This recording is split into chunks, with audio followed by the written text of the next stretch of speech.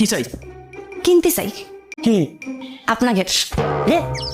না মানে আপনারা যা বিক্রি করেন ইট বালু সিমেন্ট, কিন্তু আপনি কি রে? আপনার তো চিনতে পারতেছি না। চিনতে হলে তো চেহারাটা দেখাতে হবে। আমি কি নিকাপটা তুলবো? তোলে না, কিছু চলবে না, কোনো কথা বলার দরকার নেই।